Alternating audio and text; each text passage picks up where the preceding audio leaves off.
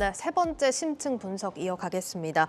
네, 정부가 방역 패스 중단에 이어서 오는 20일까지 다중이용시설 영업시간 제한도 완화를 했습니다. 사실상 방역 의무가 풀리고 있다고 봐도 과언이 아닌데요. 관련 내용은 성장기업부 신동호 기자와 함께 살펴보겠습니다. 예, 신 기자, 사실상 이런 방침들이 이제는 개인 방역으로 좀 전환이 되고 있다, 이렇게 봐야겠죠? 네, 맞습니다. 이젠 개인 스스로 이 방역에 좀 더 신경을 쓰면서 네. 책임을 강화해야 된다, 이렇게 말씀드릴 수 있을 것 같은데요. 먼저 변경된 방역 사항을 간단하게 살펴보겠습니다. 전국에서 일단 방역 패스 시행이 중단이 되고요. 코로나19 확진자의 동거인은 백신 접종 여부와 상관없이 자가격리를 하지 않아도 됩니다. 예. 또 다중이용시설 영업시간은 오는 20일까지 오후 10시에서 오후 11시까지로 조정이 되면서 오후 11시까지로 가능해졌습니다. 다만 사적 모임 인원 제한과 행사나 집회 등에 대한 조치는 종전 6명 그대로 유지가 됐습니다.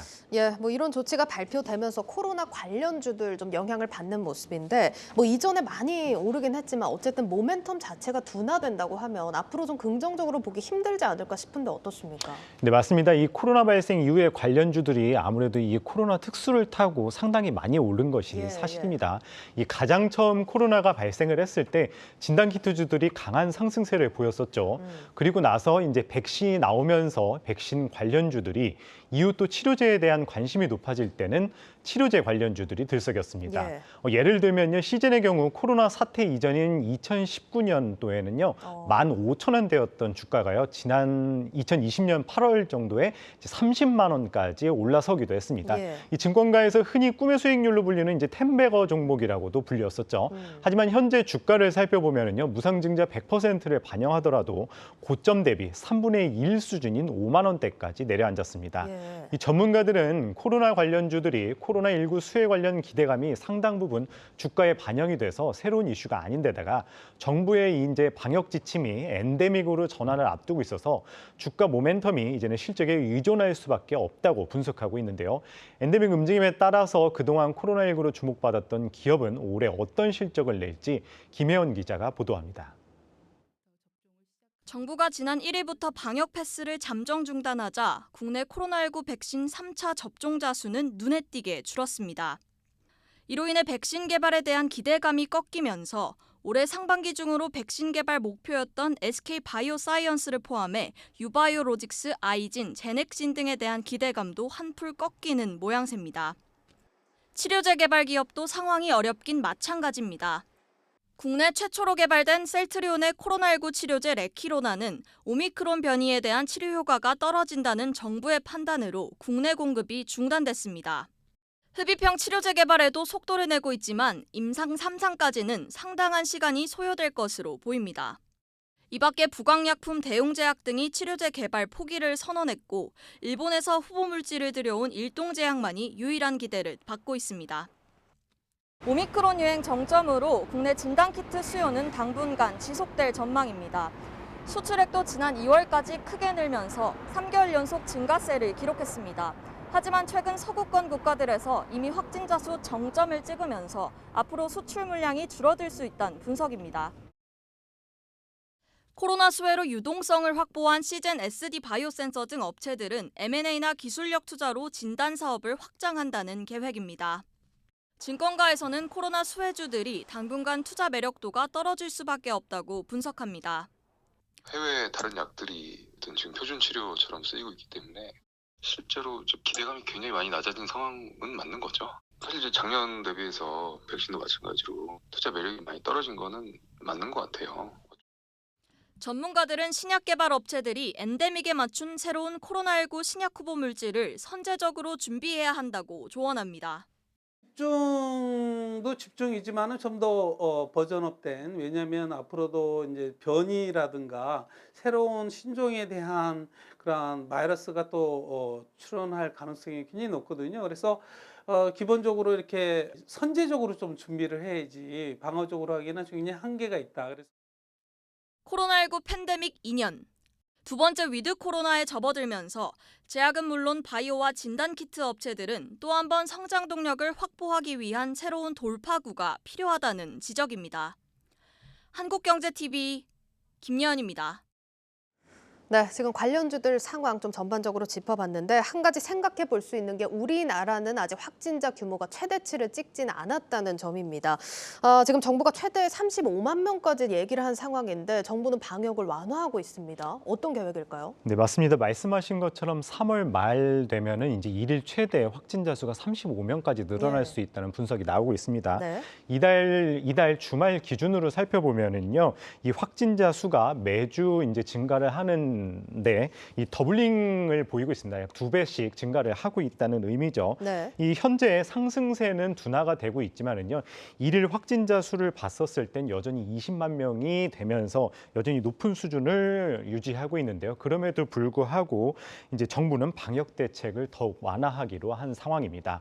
오늘 아침이었죠. 권덕철 중대본 1차장이 코로나19 확진자가 크게 늘고 있지만 중환자 병상과 중동 증병상의 가동률 등 의료 체계가 아직까지 관리 가능한 범위 내에서 운영되고 있다면서 주요 방역 조치들을 완화한다고 설명했습니다.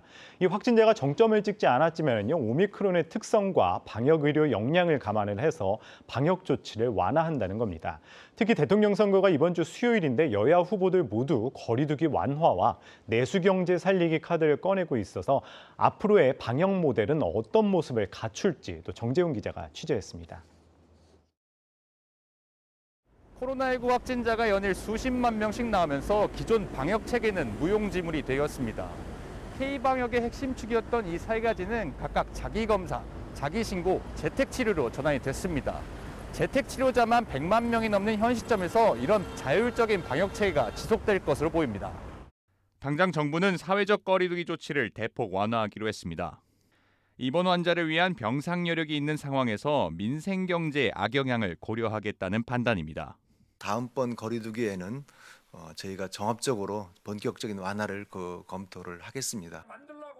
대선 후보들 역시 대체로 비슷한 코로나 방역 대책을 내놨습니다. 입원 환자와 60세 이상 고위험군 의료 체계는 강화하는 대신 소상공인들에게 부담을 주는 거리두기 조치는 대폭 완화하겠다는 약속입니다. 단계적 일상 회복을 중단하고 우리가 거리두기를 7주 동안 한 다음에 오미크론의 이제 그 확산세가 를 맞이했는데 처음 한 2주, 4주 동안 거리두기가 효과가 있고 확진자 수가 줄었을 때 그 단계에서 거리두기를 완화하는 게 맞았다고 생각해요. 효과가 없는 거리두기를 너무 오랫동안 해온 게 우리보다 앞서 오미크론 대유행을 겪었던 미국과 유럽은 모든 방역 규제를 풀고 있습니다. 지난 1월 하루 신규 확진자가 130만 명을 넘었던 미국은 최근 마스크 의무 착용도 해제했습니다. 단계별 완화책을 쓰고 있는 독일처럼 우리도 이르면 대선 직후 늦어도 이번 달 말에는 다시 단계별 일상 회복을 시도할 가능성이 높습니다. 관건은 재택치료자 관리입니다. 확진자의 대부분이 재택치료 관리를 받고 있기 때문에 그 숫자는 이달 말 수백만 명으로 늘어날 예정입니다. 그 숫자가 너무 많다 보니 고위험군이 아니면 제대로 의사를 보기도 힘들고 약을 처방받기는 더 힘들어진 현실입니다. 재택치료는 이렇습니다. 일단 입원을 할 수 있는 사람들이 입원을 하고 아니면 다 기본으로 재택치료는 맞는데 재택치료라도 내가 궁금한 게 있잖아요. 그러면 의사를 만날 수 있게 해주면 돼요. 그리고 소위 집중관리군들은 서로 그게 비대면일지라도 의사하고 통화를 해서 내가 어떻다는 얘기를 하고 지금 그 확진자 투표하듯이 저녁에 한 6시쯤 가서 병원 가서 엑스레이 한번 찍고 의사 만나면 되는 거예요.